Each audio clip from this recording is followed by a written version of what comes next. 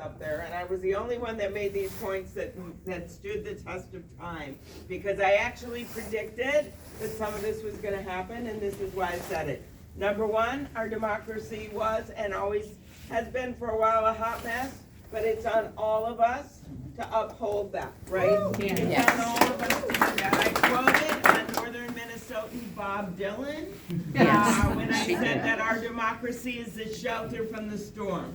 Second thing is, and this is so important, that we have 3 equal branches of government. That's why you see right now, and at that inauguration, all 9 Supreme Court justices were there. And because I knew the RSVP list, I knew they RSVP'd when it was outside. I thought, this is strange. I think it was a show of force, and you're seeing right now that these cases are working their way through the court system. The administration keeps testing our democracy. The judges are applying the law. Even Reagan appointees this last Friday are making very clear when the law is violated, and that this is a nation not of kings, right? This is a nation of laws. Yes. And the third thing I said, which is the most important for all of you, is that the power in that rotunda that day, with the tech bros standing in front of the cabinet nominees, the power did not come from them. The power came from outside of that room. And that is all of you. And that's what we're seeing right now, which is really the igniting of our democracy. So you are a big part of that. And what I love about what's happening right now is that this is not just happening in big cities. Look at this turnout right now.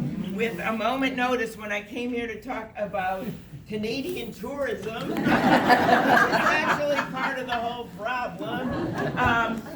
But this turnout right now is because people are ignited and they feel that they have duties as citizens to stand up. And small towns, and like Two Harbors, like Grand Marais, are actually more affected by this sometimes than big metro areas, because there's many more small businesses percentage-wise, there's more seniors, there's farmers, there are all kinds of things that are most immediately affected by Trump's disasterly economic policies. And we all know, I know because it was like 10% of my voters, we know people that may have voted for Donald Trump because they wanted to see change, but they did not sign up for this because chaos is up, corruption is up, and costs are up. Just ask anyone in the egg aisle at your grocery store here. And they know what's going on here, and they thought, okay, maybe people are gonna work on bringing more housing. They're gonna do something about childcare costs, on health care. And instead, he has been doing the opposite with the kind of people that he's put in these jobs, like Kennedy and HHS, like the kind of people that he has put in the Defense Department, like Hegseth. They are not managing this country in a competent way. But the bigger problem is right in front of us, when I get back there, is gonna be this tax bill that adds $37 trillion to the debt in 30 years, and 25 trillion of it is in not the tax cuts for people under 400,000 that I've supported in the past, but for people over 400,000, for the wealthiest, along with the corporation. That is the bill that is going through the Senate and House with only Republican support right now, that we're fighting against, because to pay for those, that's why he is, making all these changes on the backs of everything from potentially Medicaid, which the Congressional Budget Office has said the only way they can make the cuts to pay for this that they've proposed is by cutting Medicaid, which is 50% of the assisted living residents in Minnesota are on Medicaid, 50%. 1 out of 5 of people in rural Minnesota get their health care from Medicaid. Social Security, they've been cutting field offices. They've been cutting people who are answering the phones. For certain aspects of it now, they don't have phone answering. They went back because of protests and people making clear how bad this was. But those are the kinds of things we're seeing right now, because they're trying to pay for their tax cuts for the billionaires. So when you leave here today and go out into that lovely day, see it stopped raining, I do want you to remember those facts. I want you to remember that we have these 3 branches of government and that you're a big part of this, and don't stop doing it. Number 2, that this economic chaos that he has thrown out there to the American people, that's a self-inflicted wound. Our economy was stable and it was expanding, you know that up here, and our biggest problems were what? Housing, workforce, all these things I talked about. He could have worked with us on that. Instead, he put these across-the-board tariffs in that amount to, if you remember one number, a $4,000 per family tax this coming year. That's how much it is, including $200 additional expenses in groceries because of this tariff tax. We have small businesses already going out of business. Tim Cook at Apple can make a call to the White House. He has the president's number and get an exemption for his phones. But the woman who runs Busy Baby in Rochester, Minnesota, she's gonna go under. She doesn't have the number. And that's because our economy is so intertwined internationally. We have had a major decrease in border crossings of people from Canada who want to come here. They're not coming here. 70% of Canadians have canceled their vacations. Okay, so this isn't just booing at hockey tournaments. This is happening right now. So remember that, number 1, the 3 branches, and you're part of it. Number 2, this economic chaos, which matters a lot to people in northern Minnesota. Tourism, Canadian tourism, all these things. When you're talking to friends and family who maybe aren't as involved in this, or maybe even voted for Donald Trump, they have to see the effect on the economic chaos, because that matters to them. And just the last thing is our democracy itself, and the fact that they're not following the court orders, and that now they are following some of them. Okay, there have been 90 court rulings across the country against them.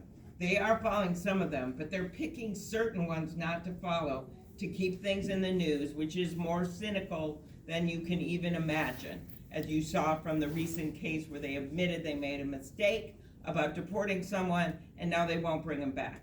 So they've admitted it, that it was a full-out mistake, but they won't bring him back. Why does that matter? They're picking and choosing when they follow the law. That's why the courts are responding in their way. But the one thing I love about our state is that we care about our democracy and our government no matter where people are politically. And we especially have been always very involved in northern Minnesota. So for me, this is very cool that we're going back to our roots, right? I'm sure many of you remember the days when tons of people would show up at political events in this town and in Duluth. And I think we got a little complacent about it. And it is really getting people out everywhere. And one of the fun things for me is going to some of these town halls that we've done in smaller towns. You'll have people show up who care about our democracy, activists, and then you'll have people who have never gone to anything like this in their lives. And they're just thinking, whoa, all of a sudden I'm gonna have to shut down my farm because the soybean market has drawn up. One of my favorite stories from one of those is that I had a woman was there with one of the signs that said, "This is not normal." And she was next to a farmer, and he looked at her and he goes, "What does that mean?" Like that. People are coming at this from different angles. So that's the one thing I want you to remember when you go home and this week and you talk to people, to remember to meet them where they are. Because not everyone maybe is as focused as you are on the rule of law. They may be a lot more focused on the economics. And both things are equally important. So I want to thank you for being here, and I'm especially honored to be here with Grant. Grant, you want to say a few words?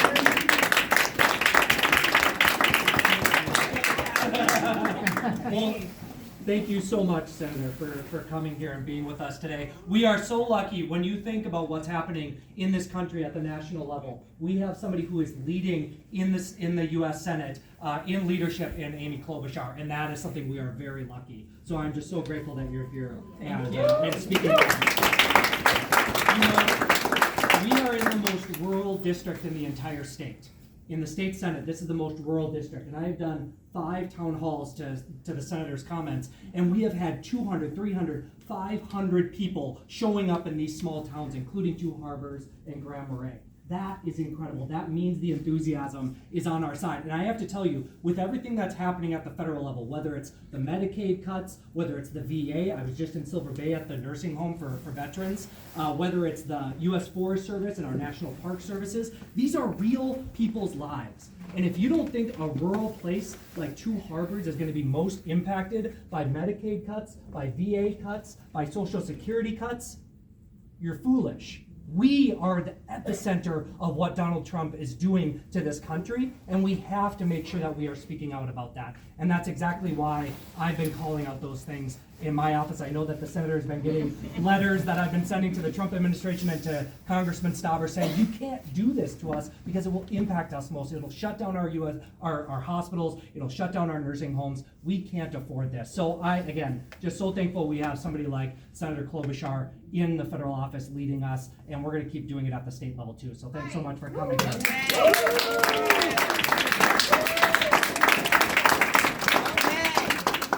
I've got some people waiting to talk about the effects on tourism, which is so key up here, but I'm just so honored all of you are here, and you're here when I'm not here, and you are standing up and talking to all your friends and neighbors, because I'm telling you, this is a movement going on, a movement that we haven't seen in this country for years, and it's a movement that's got to bring people with us instead of separating them out, right? Because what Donald Trump tries to do every day is divide us. And what we know is that what unites us is stronger than what divides us. It truly is, no matter what you see on Twitter, okay? It truly is. And so thank you so much. I've got to go to our official event. I can't really combine them. I see Erica smiling. We're really late. So I'm gonna go do that right now. But thank you so much, and keep it up.